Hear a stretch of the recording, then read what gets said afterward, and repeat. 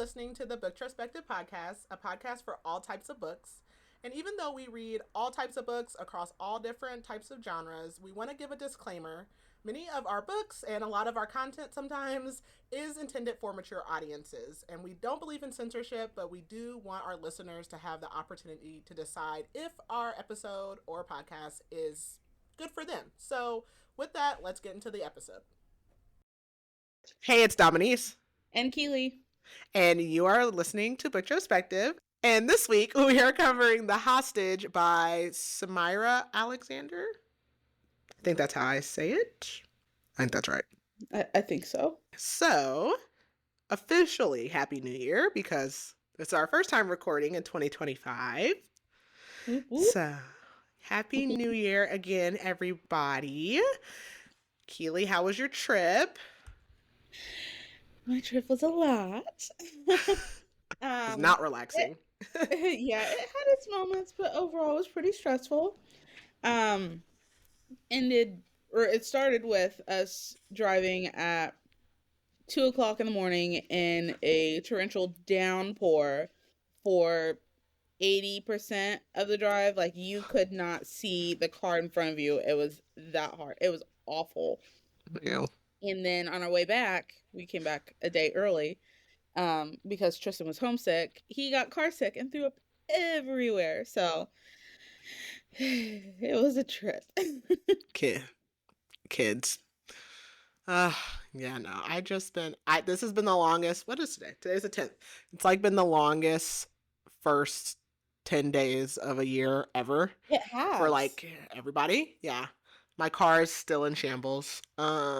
So there's that. I don't know. I don't know. My class opened today and I'm overwhelmed.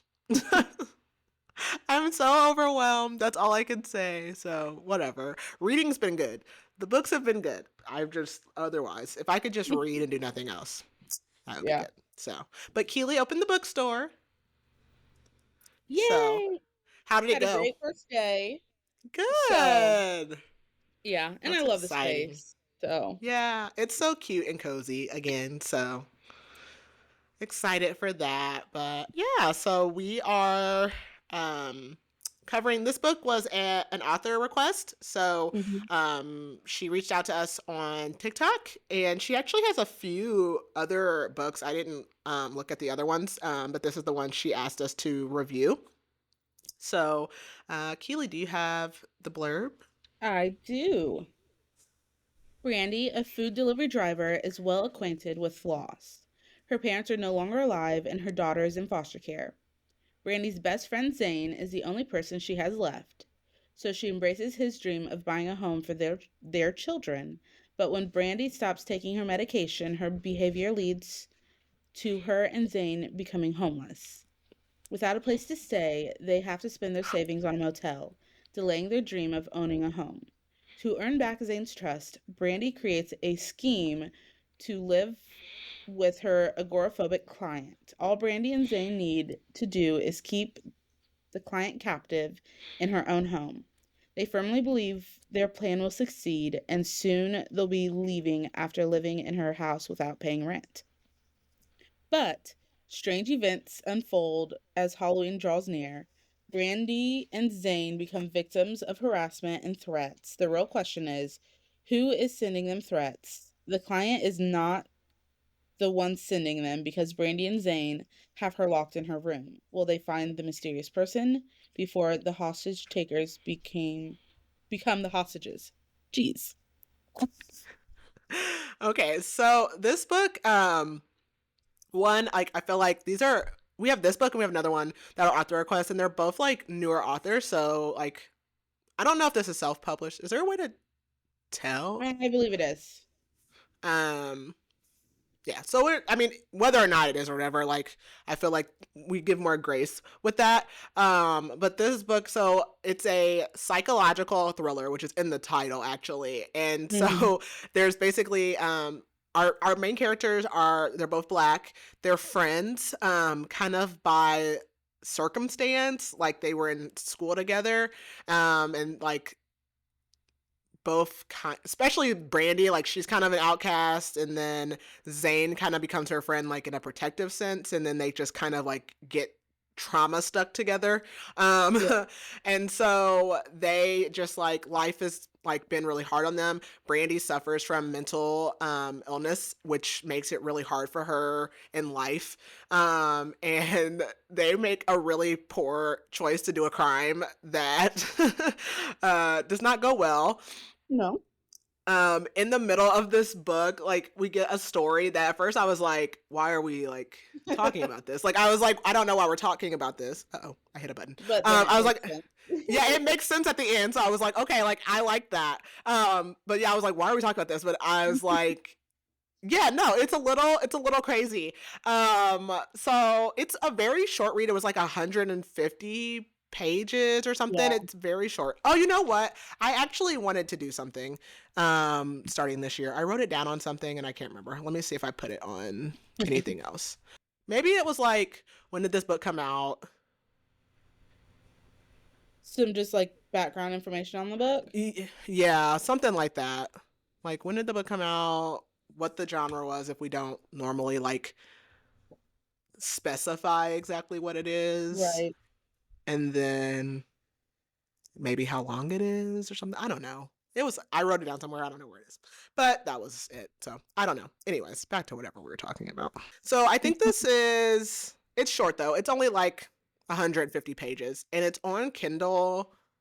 Is it on Kindle Unlimited? I read it on my Kindle. Yeah. I think it's on Kindle Unlimited. Yeah. Mm-hmm. So, yeah, I mean, I just, I have a lot more grace to short books too. So there's that. There are triggers for this. Yes. And I have those. Oh, okay, So great. the nice thing about Storygraph is they have a section Oh, for triggers. So, which I honestly think that these are just all the triggers that I put in there. Confinement, death, incest, infertility, mental illness, misogyny, toxic friendship, and rape. Okay. That is good. All right. So, if you have not read this book and you don't want to be spoiled, this is your notice to pause here and come back later. We're going to get started. So, we open One word. our word. It is definitely it's the first record. It's okay. All right, Keely, if you could describe this book in one word. See, I'm the one. I'm like, oh, one word. Yeah, I don't have a word. I don't have a word. Yet. It is consequences. I'll say consequences. Consequences are good. Ooh, see, that makes me want to be like repercussions now. Shoot. Okay. Okay, consequences. Shoot. I wish there was like a better word for just like, I'm sure there is, like a word for just like poor choices or like bad decisions. Like, just like I don't know, like, because that's different than consequences. But like, yeah, it's just like whenever they could have made like a smart decision, they did not. Like, they didn't. Ever. Yeah, so I don't know if there's a word for that, but that's what my word would be. So, okay. So now, if you have not read this book and you don't want to be spoiled, we are going to get started. So, all right. So we open with Brandy and Zane. They pull up to where they've been staying, which is actually Brandy's aunt's house, her Aunt Sheila, and all of their stuff is out in the front yard. And there's a guy, like the neighborhood, like homeless man, is going through all of their stuff. And Brandy is like panicked because she's like, this is my fault. And he is going to like go off on me, as in Zane. And Zane turns to her and he's like, you better not have screwed this up again, because last month, apparently, like they share a car and it's Brandy's car, but she parked the car in like a handicap spot and it got impounded and his clippers were in there and like, I think they were nice clippers and they went missing. So he like gets out the car, he has a gun, and he pulls the gun out on the homeless guy because the guy's like grabbing his PlayStation. And so she like goes up to the door, she pretends to call her aunt, but she already knows she messed up. So she's pretending to call her aunt and to see like why is all their stuff out. But she actually like texts her and she's like, please, like, I'm sorry, like, please let us in. Like, I don't tell Zane, I didn't tell him. But her aunt is upset because she kind of just like, she wanted to control the situation. Basically, like, she wanted to set a curfew. These are adults, but this is her house. She wanted to set a curfew. They went to like a club or something. And her aunt texts back and is like, get your stuff, have, good luck finding somewhere else to go. And Zane says, like, why would she put us out? We paid the rent. Like, he has no idea what's going on. So Brandy's like, well, she told us we had to be home before midnight, even though, like, they're 23 and 24. And he's like, was that her blowing up your phone, like, while we were at the club? And this is the funniest thing. When people do this to people, I laugh so hard. He mushes her, like, when you, like, push somebody, like, in the forehead. I think that is, like, the funniest thing. And it's so like condescending, but he like mushes her in the forehead, and calls her a dumb bee. And Brandy is like a never ending like mess. Like she just messes up all the time. Like she just can't get her life together. She has a 4-year-old and she basically just she has bipolar. She got into a depression and she just got too depressed to like literally take care of her child. She literally was not even feeding her. Her daughter's name is Braylon and she's been in foster care for a year and she literally has not even like checked on her in weeks. It's honestly for the best that Braylon just stays in childcare, honestly. And she actually like blames her former boss for losing her daughter because she had like a 2-bedroom house, but like something happened where her boss called CPS and like that's how the case got started. Basically, no, what happened is she like, again, her emotions are not in check.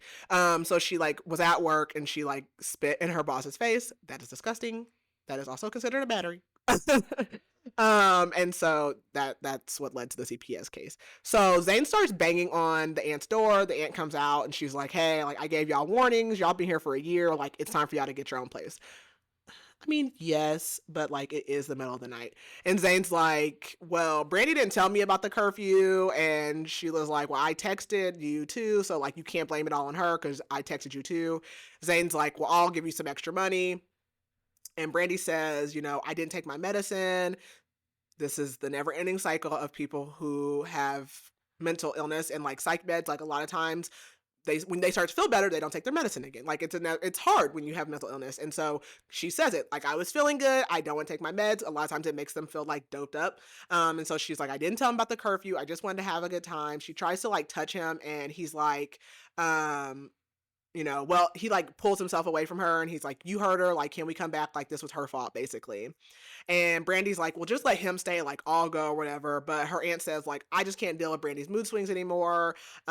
Even though like the aunt promised like Brandy's dad that she would look after her. So Brandy also, her dad was also bipolar. So it is genetic. And both of Brandy's parents are dead. And everyone says that Brandy's mom also had mental illness. So it's very strong in her genes. So Zane just like puts all of his stuff into like Brandy's suitcase, like, and she just like leaves her stuff. She's like, whatever, I don't even care. And we learned that Zane also has kids. He has 2 boys with a girl named Sharita. Sharita put him out. And Brandy just starts saying like, I'm sorry. And Zane's not trying to hear that. And he's like, we had a goal and their goal was they were going to save up to buy a house together so that they could live together and raise their kids together. He does actually like check in on Braylon. He does more for Braylon than she does, honestly. And he actually even took care of Braylon, like when Brandy would get too depressed. And he tells her like, I don't care if you care about Braylon, like, but I want my sons to live with me. Like, that's what I want. Brandy also is supposed to have bi-weekly visits, but like she's missed the last 2 because she was depressed. And she just thinks like how Braylon is better off where she is. And she wished that she could talk to him about how she feels about Braylon, but he is like judgmental towards her. And ever since Braylon has been taken from Brandy, like their relationship, her and Zane's relationship is very rocky. But Zane's, baby mama like kicked him out because he is in the streets. I don't know if he sells drugs or what. But she told him he needed to stop doing that and she found out he wasn't. So she kicked him out. Zane is very self-conscious because he has vitiligo. Or no, is that it? Yeah, he has vitiligo. I was like, okay. I was like, because I resonated with that. But anyways, something about that. But she like doesn't really understand like why he lets that like get to him or whatever. She also has always been teased, like not just for having mental disorder. She's like really short. She has big boobs. She was always teased for it. But she thinks like he does not like look bad. Like he's 5'7", which I guess is short, considered short for a guy, but whatever.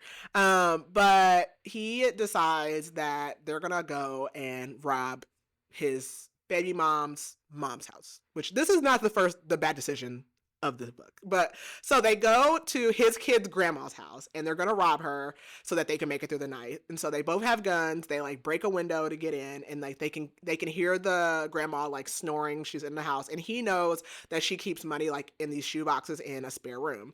So like he's going through the stuff. They find the money. Everything's going good. And of course, as they're leaving, she wakes up and she comes out. She does like they have like ski masks or something on, so she doesn't know it's them. But Brandy like hides behind him because if she sees like a man and a woman, she'll probably put two and two together that it's them. So he like hits her in the head with the gun and like they leave.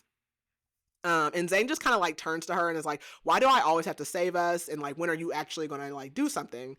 And he tells her, you need to take your medicine. And she says, you know, I don't like it because of the side effects. And he's like, I don't care. Like, you need to take your medicine. It helps you act like a grown woman or whatever.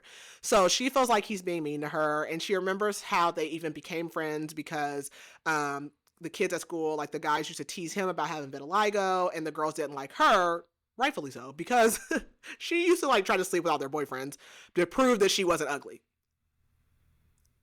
Okay, like that's not the right way to go about it. So then in high school, like when like Zane kind of like got a little muscle about him, like the boys would pick on Brandy, and so he like started knocking them out. So there's that. And then in 11th grade, they both decided to just drop out. And by the way, they are in Gary, Indiana, which I didn't look to see. I don't know where she's from, the author. But yeah, I didn't know. I'll look that up. Okay. Yeah, I meant to look and I forgot. So I didn't know. I was like, oh, like, you know, that's close to us.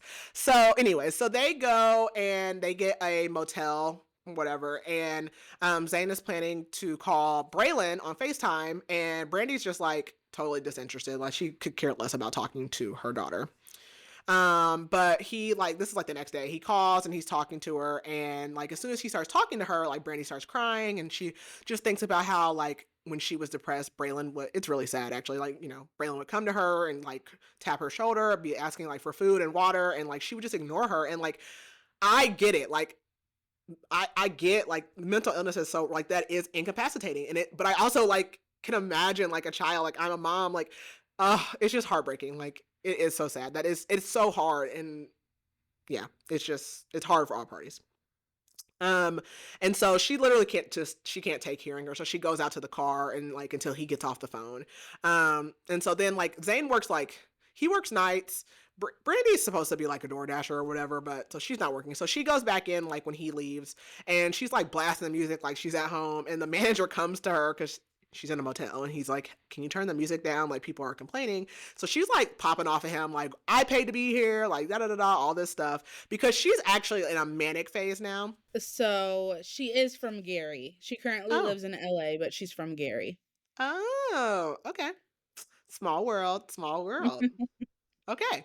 So Brandy is in a manic phase right now. So like that's kind of like why she's like popping off at the manager and like just, you know, all these things. So she like gets all like dolled up in makeup, and she goes to I don't know. I feel like motels are like outside. If you know what I'm talking about, you know what I'm talking about. So then, but she goes to like a hallway, which I was like, how's there a hallway? Because it's not like a hotel, it's a motel. But whatever. Anyways, so she's like in a hallway, and like these women are like basically like, she basically has on too much makeup. At least that's what they're saying. And so she's like calling them hoes, and she just like chases them like down the hallway, like threatening to beat them up. I'm like, girl, you're supposed to be like chill, like, but she is in a manic phase. Like these are all appropriate behaviors for like what she's experiencing, but still she cannot be left alone. That's just the bottom line. Anyways, so she's like determined to like, she gets all of her worth from men telling her she looks good. So she's determined to find someone that does. So she finds this man. He's like 40 or something. I don't know.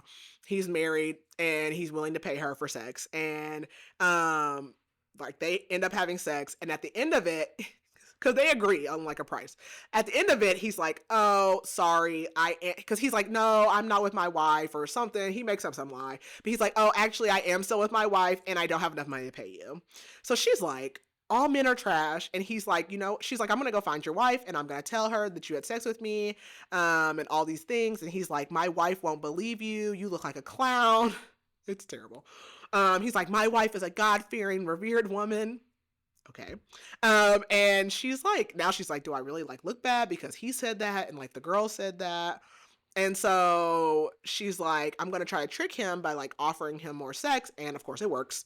And he's like, this is so funny. He calls her like a country bumpkin.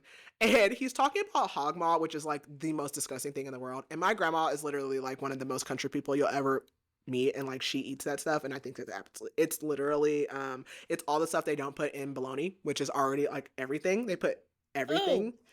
Yeah, Keely would die because yeah. Keely's Yes. meat sensitive. So bologna's already like all of the things that they don't put in like the other meats, and then hog maw is like all the things they don't put in bologna. It's Oh. yeah. I'm like I really want like my people, as in Black people, to be freed from the constraints of slavery. That is a slave food. It's like chitlins. Like please, we have to stop. We have Yeah. to stop. No, thank you. My grandma eats it on crackers. Oh I cannot. gosh. Yeah, yeah. I think people call it head cheese also. I don't want that cheese. Keely's face. Yeah, anyways, sidebar. But okay. So she's like still like trying to like butter him up or whatever. So she pretends to like get a condom, but she's grabbing a gun. And so then he starts like, of course, begging. He's like, I'll pay you or whatever. And she's like, no, like I want you to do tricks or whatever. Like she's like, cause I'm crazy. She is. And she's like, I'll shoot you. She's like, if I shoot you, I'll just get off because I'm crazy and I'll say that you raped me. And she's like, I already got a plan. She's like, I'll say the first time was consensual, but then you did like, you raped me after that. And so she makes him apologize for calling her ugly, and then he gives her the money, and she ends up taking like all of his money, which is like $400. And the man, his name is actually Marvin, so he ends up leaving, but he comes back with the hotel manager, who actually ends up kicking both of them out because prostitution is illegal, and since she got paid, that's what it is. And so now she has gotten them kicked out of a second place in less than 24 hours. So she's like, Zane is going to be pissed. And so she's trying to reason with the manager, but he's like, I'm going to call the police. So she drags their stuff to a bus stop. And she's like at the bus stop, and like the man Marvin and his wife drive by. The wife is like rolling down the window, calling her a greedy hoe, and she's like flashes the gun. So then they drive off, giving her the finger, which is funny because he's like, my wife is a God-fearing woman, whatever. And so she's like trying to think of like where they can stay, and she comes up with this idea. She's like, she used to do food delivery. She remembers a client that has agoraphobia, and she thinks that they can take her hostage. And I said, what? Like, there's so many other steps I think come between then Yeah. and Yep. Mhm. criminal confinement. I don't know. So hours later, Zane is getting off work, and he's like, he sees her walking. And he's like, he tells her she's stupid, and of course she messed up another good thing. And he starts walking towards the hotel, and he's like, it's a good thing you're not in Braylon's life. And she slaps him. He starts jumping on her. There's like a whole crowd, and like they're recording them. Like it's a mess. People like break it up. And so she's like, our stuff's at the bus stop. It's gone, including his PlayStation. Bus stop of all places, and you leave it Like you could, I just, not one bright idea, not one good idea all day. So all their stuff is gone. So they get in the car. He starts speeding, driving crazy. He's not saying anything, and he goes to his baby mama's house. He goes to see his boys, and she tells him like, someone broke into my mom's house. I think her mom's in the hospital or whatever. And he starts begging for her to let him move back in. He says he can't stand Brandy anymore. Brandy's crazy, and she's in the car like, wow, like I can't believe how fast he turned on me. I mean, that's a little rough. Also, you have been really crappy the last 24 hours, though. yeah. I don't know. I don't have a dog in this fight. So she also has not told him the genius plan yet. So there's that. So she like gets out the car. She goes up to him. She's like, hey, let's go. She knows Sharita doesn't like her. So there's that. He just ignores her. He's still begging and pleading. He's like offering money. Sharita takes the money and then goes in and closes the door. She's like, the kids need it, but like, you can't stay here. So then he switches up like any like gaslighting man. He starts like beating on the door. He's like, the kids probably aren't mine anyways. Okay, that's gonna let you come home. And he's like, you probably have another man taking care of you already, all this stuff. And he says, you're not going to get another dime from me until I get a paternity test. And Brandy has the audacity to say that she's disgusted and she wouldn't be friends with a man who doesn't take care of his kids. Sweetheart, your child is in the foster system. And he was taking care of your kid. Yeah, like, I think you should be quiet. I don't know. I don't think you should say anything. Yeah. I think you should just, yeah. So she tells him about the plan, and they go to stake out the house. And Zane thinks that this is a good idea. Why are we listening to Brandy? I don't know. So he's like, I think we should wait a couple of days. But Brandy's like, no, we need to do it now. We're homeless, whatever. So they just jump right in. So they break in the back door. They go in this house. They don't see anything, not find anybody downstairs. It's dark. And Brandy hears, like, she can hear things like, scuttering about. Okay. So they go in and they find this lady in her room watching TV. Mind you, this house is decked out like it's Little House on the Prairie. Really weird. So the lady's like, hey, take whatever you want. But they're like, yeah, no, we actually need to stay here for a few days. So basically, they've already decided that they're probably going to have to kill this lady after they leave. But Brandy doesn't think that Zane's serious about that. Like, they had this conversation, but Brandy doesn't think Zane is serious. Okay. So like the lady's asking her, I don't remember Carlotta. The lady's name is Carlotta. And she's like asking questions, and they're like not answering her any questions. And they ask her, like, is anybody going to be coming? She says no. Why would I tell you the truth about that? I don't know. So they like disconnect all her phones. And she, like, again, her house is old. She has a bunch of like plantation style clothes. Both of the guest rooms are filled with men's clothes. There are like no electronics in this house. And she says like the clothes are her dead parents and brother stuff that she just couldn't get rid of. And they're like, do you have animals? And she's like, no. And they're like, well, what's all that noise? And she's like, oh, I have rats. Not even like mice. Rats? We're not in New York. We're in Gary, Indiana. Okay. So like Brandy's like looking at her. Carlotta's actually like attractive, and she's like, I cannot believe that someone like this attractive would like live in a house with rats. And so she's like, I actually don't want to stay here. But Zane's like, we're not gonna let her scare us away. Okay. So he tells her to sit and watch her for 2 hours so Zane can get some sleep. But of course, Brandy falls asleep. Why do we keep trusting Brandy to do things? I don't understand. So she wakes up, he's screaming, and Carlotta is gone.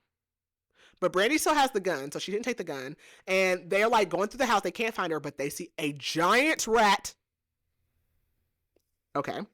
So they find her. She's like downstairs or something. And Zane starts threatening to kill her if the police show up. But she's like crying on the floor by the front door because she has agoraphobia. Like she cannot leave the house. She wanted to leave the house, but she couldn't. So Zane like picks her up, dusts her off, and Brandy's annoyed because she's like, why are you being so like caring towards this hostage or whatever? And this lady has rats, and she thinks like Carlotta's just trying to outsmart us. Like she's trying to play this victim. So Zane tells her like, he tells Brandy like, stay here with her. I'm going to go get handcuffs, rat traps, and some clothes because I don't trust you to go out there and do it. So whatever. So she tells him like, okay, well, you better not be going soft for like Carlotta or whatever. He leaves. Carlotta's like, well, can I like cook or whatever? So she goes in the kitchen and cooks. And Brandy asks her like, why do you dress like that? You're only like 30 years old. And she's like, a woman never tells her age, but I love the Civil War era except for slavery because Black people deserve better than that. That is such an odd comment. Okay. And Brandy tells her like, don't lie. Like you probably hate Black people. And she's like, well, then why would I move to Gary? This is an interesting statement. I don't know. And Carlotta says, like, our family moved here from Tennessee because it was close to Lake Michigan. And Brandy, like, takes her medicine, but she refuses to drink from, like, any of the glasses. And she tells Zane, like, they need to get storage bins to, like, keep their stuff safe from the rats. I'm not staying here. Ugh. Anyways, so she keeps like trying to talk, or Carlotta keeps trying to talk to Brandy, and she like is trying to ask her about hobbies and stuff. And she's like telling Brandy like, you don't have to be cold towards me. Like, I mean, I'm not going to do anything. I don't ever have guests. And she tells Brandy like, well, I'm actually an author, and I've never told anybody that, and I write fiction. And she says like, my first book is almost done. It's a horror. But Brandy's like, you're just lying. Like, you just want to get on the computer so you can call the police. And Brandy's like, you think you're smarter than me. I'm not going to give you your computer. But Carlotta's like, no, I actually hand wrote the story. Like, do you want to read it? So Carlotta gets her notebook and she asks her, like, are you comfortable hearing about like murder, rape, child abuse, and torture? Okay.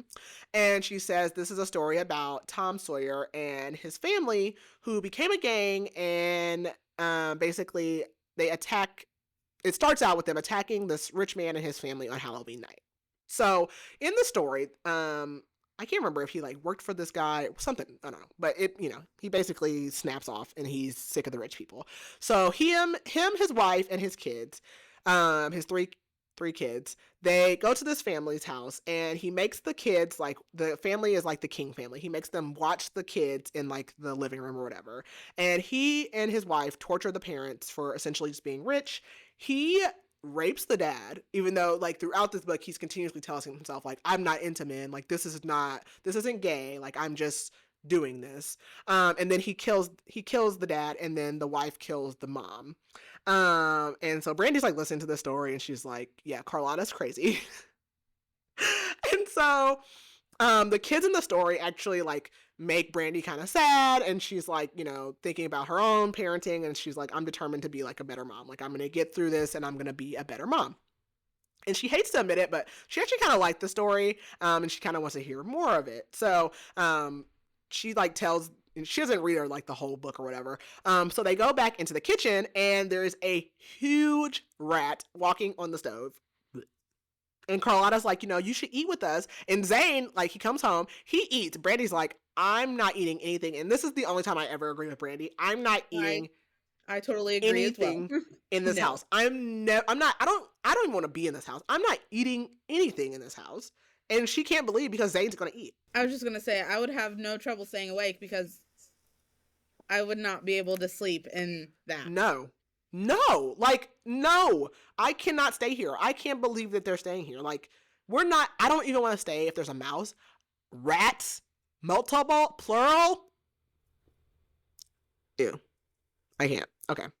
So Zane decides he's going to like lock Carlotta in her room with the handcuffs so that they can like use the bathroom because they're afraid of the rats. So they don't want to go alone. So Brandy like is soaking in the tub or whatever, and he's going through like pictures of Carlotta, and she just calls him out about what happened at Sharita's, where he was like, I hate Brandy and all this stuff. And he admits, and also for what he said to Sharita about like the kids not being his, and he admits like he was wrong, and he calls Sharita like leaving her a message and apologizes. And he's like, can you like hurry up and get out? Like I want to have a turn or whatever. And she's like, no, like get in the tub with me or whatever, like all this stuff. Or she's like, I'm not gonna stay in the bathroom like if you don't get in the tub with me. Okay, so he gets in, and of course she like can't help but like look at him, and she wants to be with Zane again. Like she like sex is like her thing. And so then she starts like washing his body, and she's like telling him he's beautiful, he's a god, his vitiligo doesn't change anything. And he like kisses her forehead, and she starts touching him, and he's like no, like we don't need to do this. Like, I love Sharita. And she tries to like play it off. She's like, it's not going to change anything. But deep down, like she actually loves Zane. Like she wants to be with him. So after this, like they leave the bathroom, or they go to leave the bathroom, and they are locked inside. And 3.5 hours go by, and they are screaming and yelling, and they're stuck in the bathroom. And they're like, okay, how did we get stuck in here? And how did Carlotta get out? Like, they locked her. They put like a lock on the outside of her room, and they handcuffed her. Like, how did she get out? So then suddenly the door's unlocked. Like, they just tried again, and it's unlocked. So they go to Carlotta's room. Her door is still locked. And she's like, oh, like the bathroom door does that, but I was locked in here. I couldn't help you. I could hear you guys. And Brandy does not believe her. She's like, I don't believe you. So Brandy goes like to work that night and doing some deliveries. And when she comes home, Zane is asleep in the bed with Carlotta. And then so she like stays in that room with them because she's like, I don't want to be alone. So when she wakes up, Zane is gone. So she takes Carlotta to the bathroom, and she like hears one of like the rat traps go off. Blech. And she makes Carlotta like get the rat, and she says it's the size of a kitten. I cannot. So she asks, yeah, no. Ew, it's so nasty. So she asked Carlotta to like read her more of the story. And so we go back to the story. And it's been like years now. And Tom Sawyer and his kids have been like actively like killing people. And now his kids are adults. And so they go to, this is the Al-Amin family, and it's Halloween night again, so they go to this other family's house. This time when they go in, they're killing this family. Like the youngest son is actually like, I don't care about my brother or my dad. Like my dad killed my mom. Like he's like begging them to like spare him or whatever. And now like that the kids are grown, like one of the sons is like actively like raping the men now and is like participating, and he's still on this like it's not gay, like this whole thing, whatever. And so again, like the kids take like the kids, and then him and his wife, whose his wife name is Trixie. So Tom and Trixie take the dad and they like torture them and kill them. And when they're done, they're like, so the kids, there's two sons and there's a daughter. So when they're done, they're like, well, where's our daughter? Like, where is she at? And they realize that she was alone with the sons, and they find her having sex with them. So they're like pissed off. So Tom starts like going off on the daughter, and he calls her a whore and says she's like her grandmother, which is crazy. Like you just raped men and killed them. You're mad that your daughter's having sex with them. That's the most normal thing that occurred here tonight. Whatever. So he kills like the boys, and they like go off on the daughter. And Brandy's like talking to Carlotta. She's like, well, that's what Tom gets for like, being that way or whatever. And the daughter's name is Tina. And Carlotta just says, well, Tina just has like sexual desires like the rest of her family. Like, why can't she, express herself? But Carlotta tells her like she actually hasn't finished the ending of the book yet. So Brandy goes and locks Carlotta like back in her room, and she's like arguing with herself. She's like, I should call Braylon, all these things. And she ends up calling her, and she wants to take Braylon trick-or-treating. But when Braylon gets on the phone, she doesn't want to talk to her. And the foster mom, tells her like, Braylon, speak to your mom. And she's like, she's not my mom, you are. And Brandy cries, but she's not mad. Like, she understands. But she's like, I can't keep letting like Braylon not speak to me. Like, if we're going to have a relationship, whatever. So she gets a text from her Aunt Sheila later, and she just deletes it. She's like, she's dead to me. Like, I'm not going to speak to her anymore. So when Zane comes home, he like rushes upstairs, and then he calls out for Brandy. And she goes up there, and all of his new clothes are completely shredded. And then on the walls, it says, I'm not here to hurt you. I'm here to kill you. Okay. And so Brandy's like, all right, what's up? Like, she goes to Carlotta, and she's like, do you have like a secret door in your room? She like backhands her, and Carlotta like charges Brandy, and they start fighting. So Zane breaks it up. And Carlotta says like, last year someone like started breaking in and stealing food and leaving notes. And so she's like, I'm not doing anything. So they take her to her room, and like Brandy just does not believe her, and they start looking for an exit, but they don't find anything. And so Brandy like is kind of happy because it seems like Zane is like starting to be on her side a little bit. But then all of a sudden he starts like going soft, and he's like, well, why didn't you ever find out who was breaking in? And like, she's like, what is going on here? So they lock Carlotta up again, and they go to like do some shopping. And Brandy's like, we have got to leave this house. Like, we've got to get out of here. She actually doesn't even want to go back to the house, but Zane's like, look, we need like 2 more months to save up. 2 more months? There's a sign that says, I'm here to kill you. 2 more months. So he's basically saying like his plan now is that he's going to go to barber school. Then he's going to get a loan and get them in the house. No. So basically, Brandy's like okay with this, and she's like, well, I'm thinking like maybe I could do tattoos. And then he thinks that's a good idea, and he heard that she called Braylon, and he's actually like kind of happy about it. So Zane calls Sharita, and she agrees like he could take the boys trick-or-treating, and then Brandy's gonna get Braylon, so they're actually gonna get the kids. And like it seems like they're gonna like make some good choices while you're staying in this house with this kidnapped woman, whatever. So as they're out shopping, Zane decides to like randomly stop by Sharita's house on the way home, and he sees her hugging a man. And Brandy's like, oh God, like this is not gonna go good. And like she's waiting for him to explode, but he doesn't. And he like waits, and they leave, and then he literally freaks out in the car.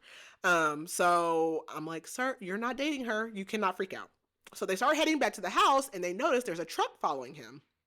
So Zane starts shooting at this truck, and it doesn't care. Like, it doesn't stop, and it starts like rear ending their car, and it literally runs them off the road into like this like wooded area, and then like the truck just keeps on going.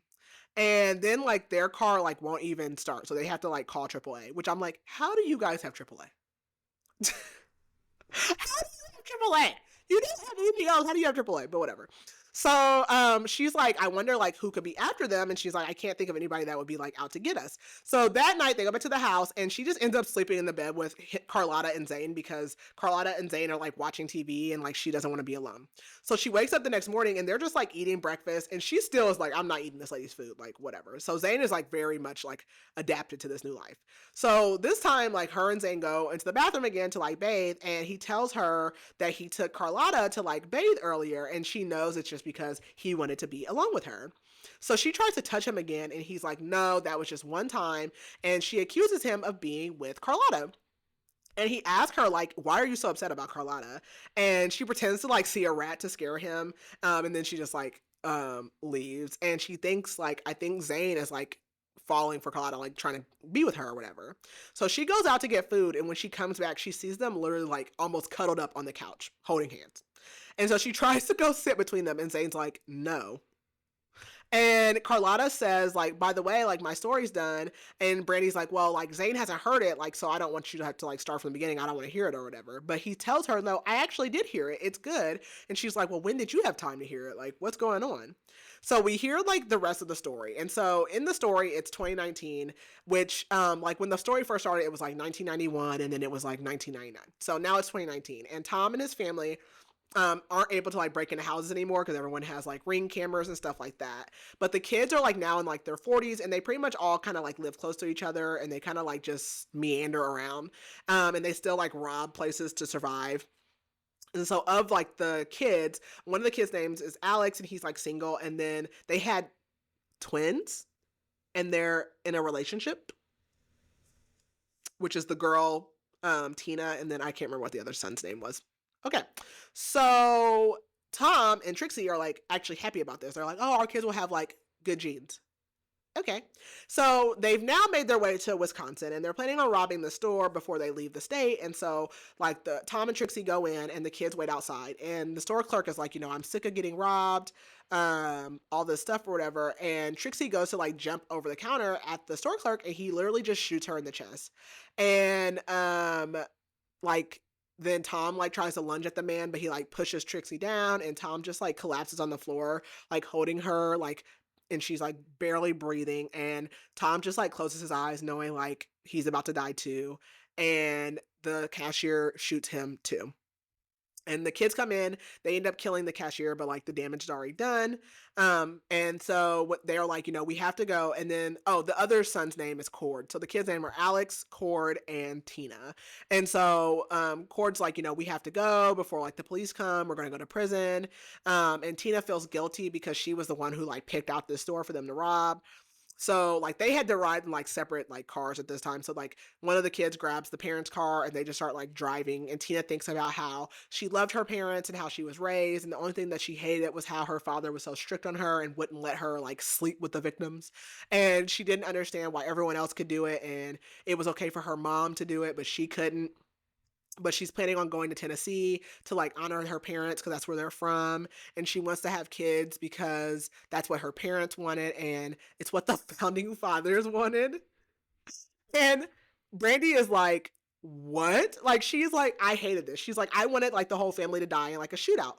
So she's like, I didn't like the ending, whatever. So Brandy is like even more pissed now because also last night she had asked Zane to come to like the room that they're supposed to be sharing, and he didn't. And then she woke up in the middle of the night, and she heard Zane and Carlotta having sex.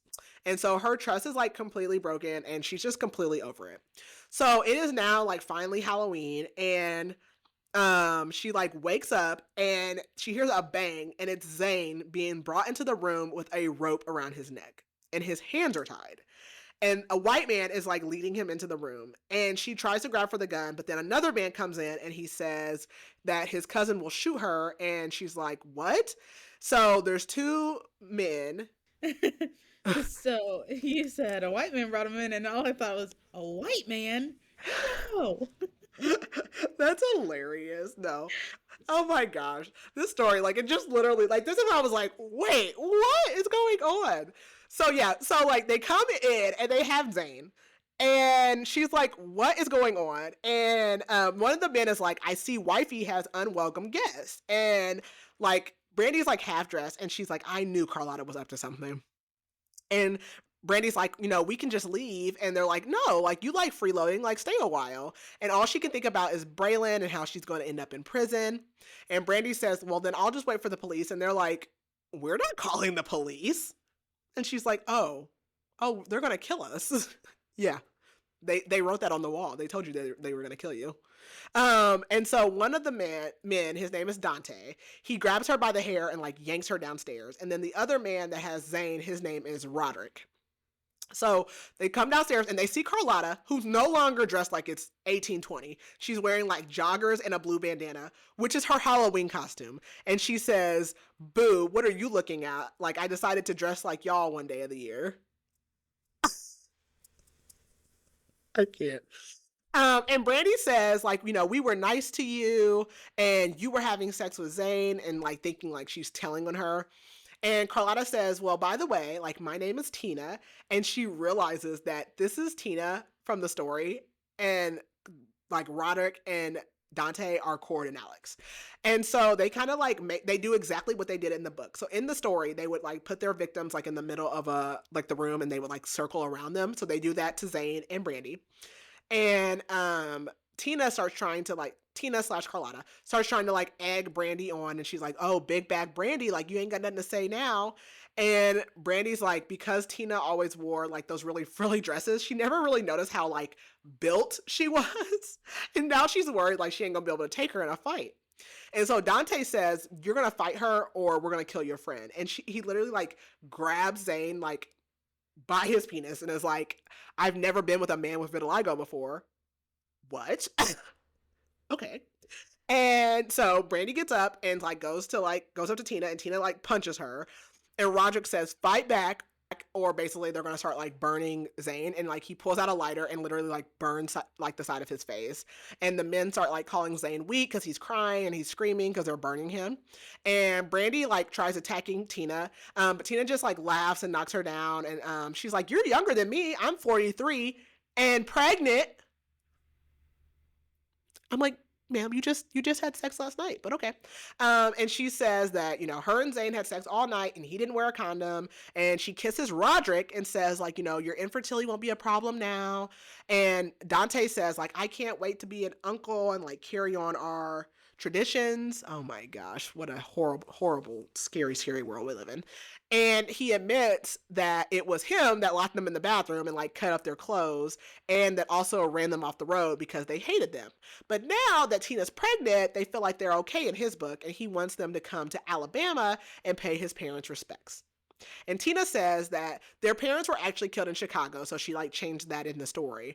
But they came to Gary to stay with a family friend who was like a really old man, and she got agoraphobia when they came to stay. And then when the man died, he left them the house. But like the boys are so used to like traveling around, they can't sit still, so she stays at the house.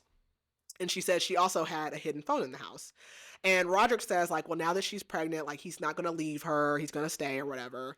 And Dante, wants them to play, like, their usual game. So in the story, what they would do with their victims is they would, like, ask them, like, random U.S. history facts. And then, like, if they got them wrong, they would, like, kill them. So that's the game that they want to play. And Brandy says, like, well, no, like, I heard how those games always end or whatever. But Tina says, like, well, the game can wait. Like, I want to eat dinner first because y'all haven't ate my food in a while. So they just leave Zane and Brandy in the room, and Tina goes and like cooks some dinner.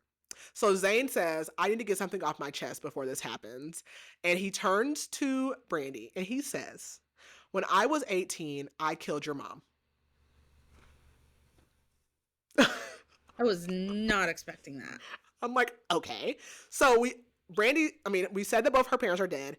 Her mom actually was a cold case, and it was said like to be a drug deal gone bad. And so Zane apologizes, and she says, like, if they don't kill you first, I will. What kind of friend are you? And Brandy says, why? And he says that basically her mom had set up a drug dealer, and Her mom had basically been around when the drug dealer had got robbed, and so the dealer put a hit out on her. And Brandy says, like, my mom literally cooked for you and let you stay in our house. And Zane says, I needed proof. And like one night he stayed and he found some of the dealer's jewelry like in their house. And he basically did it for $2,000. You killed my mom for $2,000? And Brady says, that's how you bought that raggedy car that you used to have. Which he doesn't even have the car anymore. Like, oh my gosh. And so he's like, what, 24 or 23? One of them is. It's been 6 years. Like, oh my gosh. And so she believed, like, that he'd never killed anyone before. And so now he knows, like, because they had planned on killing Carlotta, like, he probably would have actually done it. And she had blamed, like, her life, or she blames like everything that's happened in her life on him. And she says, like, you've only stayed my friend out of guilt.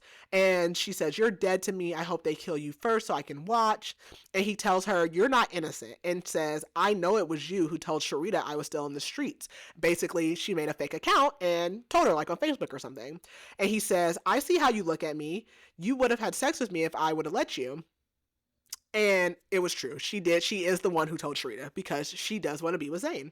And he says, I'm not done. And he goes, who's Braylon's dad? And she just thinks to herself, like, oh crap. And he says, say it. And he says, or she says, say it. And he says, she's my daughter. So apparently, because he goes, I was drunk, but I wasn't so drunk that I don't remember, that she basically took advantage of him and had sex with him. And he says, you raped me. I thought you were Sharita, but the next day I realized it was you. And she admits to it. And she says, like, I wasn't taking my medicine and I had been too embarrassed to tell you. And so he's pissed because he has no rights to Braylon. And he's like, I can't even see her. And then you lost custody of her. And he's like, that's why I wanted a house so like all my kids could be together. And he's like, it kills me because you and Sharita were pregnant at the same time and they have to think that's their cousin and they'll never know it's their sister. And he says, I kept you around to make sure that you were going to be your best self for our kid. So Tina comes in and she's like, it's time to eat. And so they all eat, even Brandy, because she's disgusted because the food is actually good. And so then they set them back up for the game. And so basically if they get an answer wrong, they die. So the first question is, what is George Washington Carver famous for? And Brandy says peanut butter. And Zane says, we're dead. And they just start stomping on him for like talking. And then they like strip her down and she like wonders like if this is karma for like what she did to Zane. And then Tina literally pulls out these machetes. Okay. And they're like, please, like, just shoot us. And Tina says, oh, I know you guys plan to kill me. And she's like, the next question is for Zane. She said, which state did Kamala Harris represent? And he says DC. And I'm like, California. So they laugh. And Tina just swings the machete and Brandy closes her eyes and literally hears a thud as Zane's head rolls and hits the ground. They just cut his head off. So Brandy starts praying and Tina says, if you answer it right, I'll keep you as a servant. And they ask her who was the first black president. And she like literally has just like dissociated. So they like toss water on her. Obviously, Barack Obama. And so then they ask like what Angela Davis's contribution was to civil rights. And Brandy just says like F you. And Tina knocks her down and starts like swinging the machete as Brandy just takes her final breaths. And then we jump ahead to the next year. So everything goes well for this group of bandits. Roderick does stay home with Tina. She gets therapy for her agoraphobia. Not for anything else. And she's pushing a 3-month-old baby, Anna, around in a stroller, and she's got the guys with her. And Anna actually was her mom's real name, so not Trixie. And Anna came out. She's a little yellow, but she looks like Tina with no vitiligo.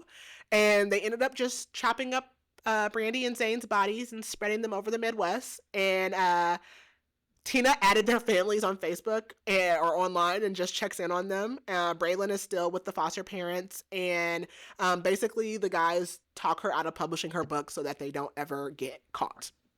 The end. The end. So, what'd you think? It's all right. it's a lot. I had some thoughts. I'm trying to bring up my thoughts now. I rated it. I rated it 2.75.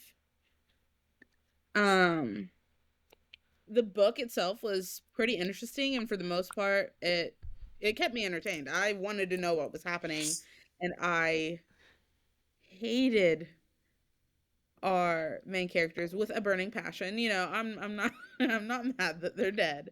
No, they were Um, terrible. I just feel like the execution of the book itself could have been better.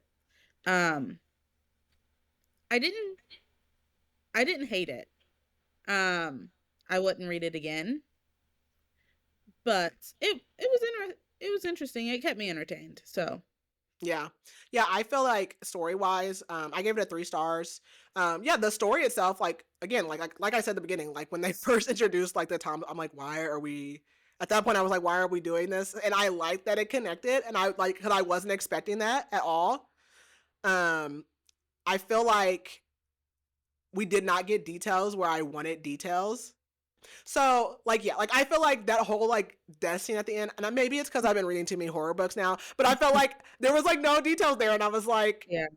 no. I was like, I don't know. I feel like we didn't get details where I wanted details. So Mhm. definitely, like, on the, like, writing side of that, like, there's still, like, work to be done there. Yeah. But yeah, like, the story, the concept, like, I like it. Yeah, I hated Brandy. I hated Zane. I hated Yeah. Brandy more than Zane, I think. Yeah. Um, and that, like, and that's just removing, like, because I get the mental illness part, and that is a real thing. But like, even like removing that, because I think you can remove that from her character. Like, I Mhm. just, but also like Zane, like, I'm just like, okay, but you know that she has this. Like, why do you keep like leaving her in charge? Like, I don't know. Like, you're Right. setting her Mhm. up for failure. You're setting yourself up for failure. Like, you, Yeah. I mean, that's the definition of insanity, is like continuously doing the same thing, and you just keep doing it. Like, I don't know. I just, yeah, but Yeah. like, yeah, the story definitely, I was like, whoa. Yeah, I was not Yeah. expecting the things that happened. Yeah, going based off of, what you said, that you wish that there were, like, the parts you wish had more detail, didn't. And I think that overall with the book, I think that more details would have greatly improved it. Um, it was pretty, like, to the point, short and to the point, and I like, give me all the details. Yeah, But yeah. But yeah, like I said, it's definitely, I'm not an overall, author. Yeah. And the concept's great. So like, continue yeah, doing that with your ideas, and like keep doing it, because I would read more from her, like, if these are the kind of like books is in like the writing, like, and all that improves. Like, I think that's a great concept, and like, yeah, no, I was definitely entertained with that. So there, yeah. There's reviews on this book, right? Do you have any? there are. Let me pull them up. It actually has, on Storygraph, it has 4.23 out of 11 reviews. It's not, I mean, it's not a ton of reviews, but Okay, show only reviews with written explanations. 34% of the ratings on Goodreads are 5-star and 6% are 1-star. So we'll start out with the 5 stars. Nikki said 5 stars. A cute and funny thriller, very entertained to say the least. Definitely wanted to strangle Brandy and Zane because, honey, they got on my nerves. They were bat-s crazy, lol. The plot twist was also good. A great read if you want a quick thriller to read. I agree.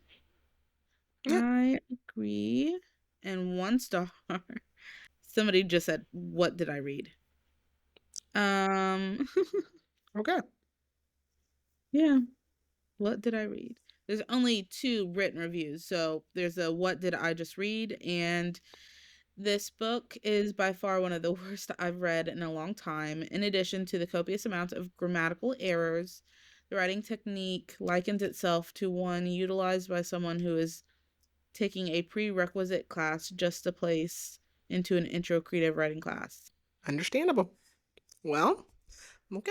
Well, that was that book. Our next book is also an author request. It is The Left Hand by Brittany J. Sears. And we'll actually we'll have an interview from her as well on our episode. We'll have a short interview. So that is, I don't know how you would classify that book. I don't know what's on the blurb, so I don't want to say anything. I don't know. It's about a wife. I think it has some thriller aspects to it, but yeah. Yeah. Okay. Well, yeah, that's next week. So, yeah. All right. Well, we will talk to you guys then. And I think that's all we have. Bye. Bye.